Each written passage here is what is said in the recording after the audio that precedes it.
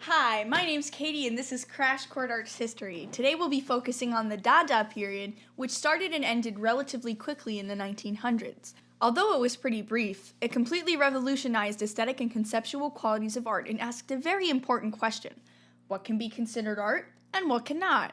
Although some Dada artworks were created and displayed specifically to innovate and experiment with aesthetic qualities of art, Dada was also used as a tool to fight political propaganda and the rising power of the bourgeoisie class. Dada, although considered an art movement, was basically an anti-art movement. Each individual operated based on their own style, personality, and ideas they personally wanted to convey. Dada went on to inspire abstract artists and art movements in the future and truly captured the new direction art was moving in.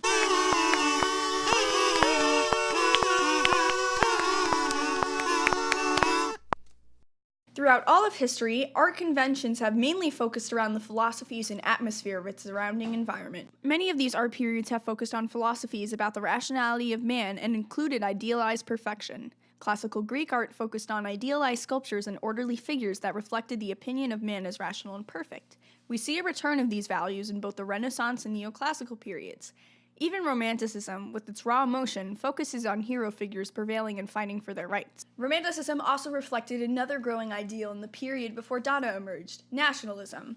Nationalism, which was one of the driving factors that started World War I, is defined as patriotic feelings, principles, or efforts of a country, and in extreme cases, especially marked by a feeling of superiority over other countries. For the past century, European nations had grown into industrial powerhouses and built up powerful militaries, eager to show their strength over the countries surrounding them. Many artists, along with ordinary citizens, were very nationalistic and wanted a war to start so they could show that their country was the best.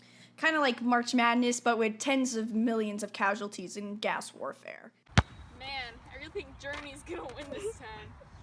However, the effects of the war were really bad and beyond anything that the artist and citizen had ever imagined. There were 40 million casualties. Advanced tank warfare and gas warfare aided in the mass amount of deaths that characterized World War I. Artists, horrified by the psychological effects of the war and the loss of so many citizens, were of course looking for something to blame. They became disillusioned with the nationalistic attitudes that had caused World War I, disgusted by valuing the nation at the expense of its people. They rejected the idea that man was rational and perfect, an idea that had transpired for thousands of years. How could the nation-state be so trustworthy, and how could man be the epitome of rationale when they had caused such a horrible nightmare? The rejection of these philosophies also came with the rejection of art conventions and mediums that had been used by traditional painters and sculptors. Artists didn't want to only work in those mediums on real human subjects. They wanted to explore new ways to convey ideas, like combining photos and clippings into collages or using everyday objects in sculpture. Artists like Tristan Tzara and Richard Holzenbeck were sick of bourgeoisie conventions and were ready to convey their ideas in new ways, and found a perfect new location to do so: Cabaret Voltaire. Let me set a picture. Imagine an underground art club occupied by the most elite avant-garde artists in Germany. They offer mysterious performances late at night where only few dare to visit. As you walk through the door, unprepared for what might await you, you see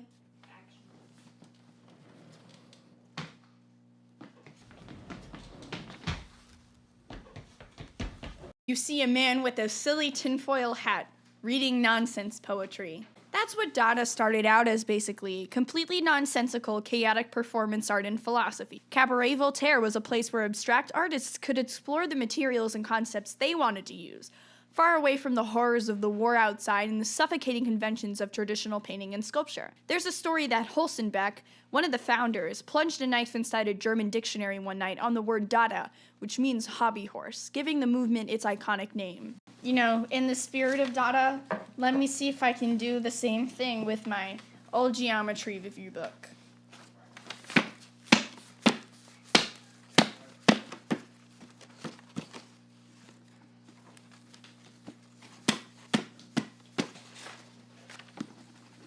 It landed on the word scores.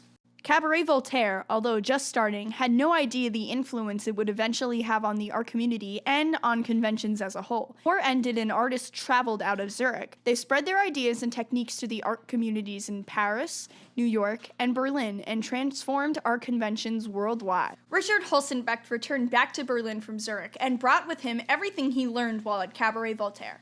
He, along with other artists, were upset and disturbed at the state of Germany after the war ended. This movement of Dada was primarily political and focused on the political climate and the socially divided society that had caused World War I. They used abstract forms and ideas to reflect the violence and the psychological trauma the war had caused civilians and soldiers. They blamed the upper class and their culture's nationalistic selfishness, which they believed had caused World War I. Many of the works were dedicated to the satire of middle-class institutions. Berlin Dada introduced many mixed media artworks. Photography, installations, performances, sculpture, and collages were all used in the exhibits. Berlin Dada also actively fought the Nazi Party of Germany and used Soviet photomontage artworks to protest them. They incorporated socialist ideals into their artworks and believed that the destruction of conventions of society was the best way to fight the injustice of the Weimar Republic. They used Soviet photomontage to literally cut up reality, trying to use their art to change things for the better. Cesare moved on to Paris, where Dada once again took a new life of its own in the form of performance art.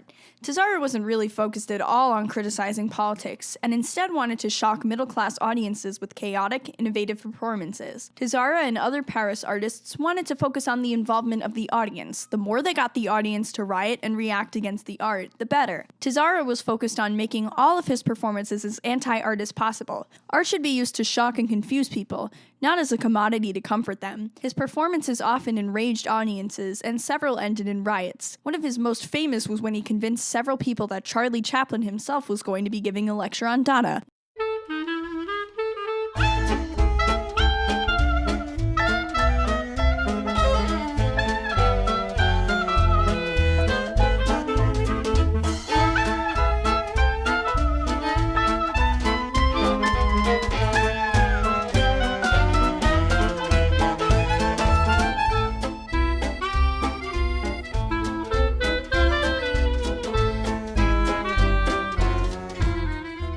The founders of Dada were kind of upset with how Paris Dada had turned out to be. Many people thought that Dada had just become a phase, only focused on shocking audiences rather than truly criticizing society. Many Paris Dada artists transitioned to surrealism, where they could fully explore sensations and the shock value of aesthetic qualities of art. Dada thrived in New York, where an artist named Marcel Duchamp revolutionized art through the production of ready-mades, which transformed everyday objects into something new.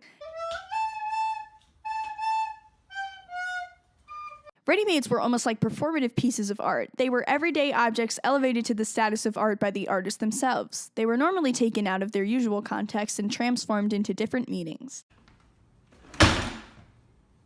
It's art. He placed emphasis on the concepts and ideas driving the art rather than its physical appearance or its craft-making processes. Duchamp's ready-mades actually came before the creation of the Dada movement, although he eventually aligned himself with both surrealists and Dadaists. Duchamp was influenced by writing and poetry, especially language with puns.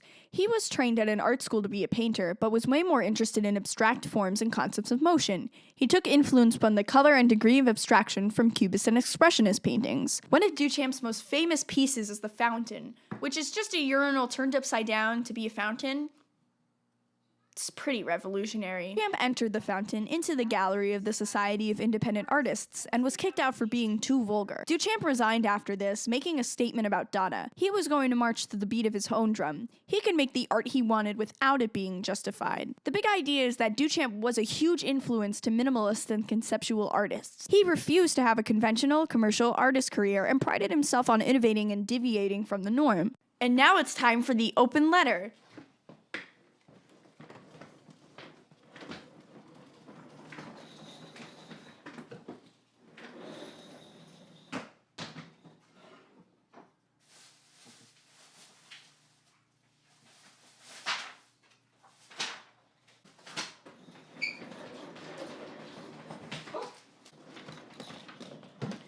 There we go.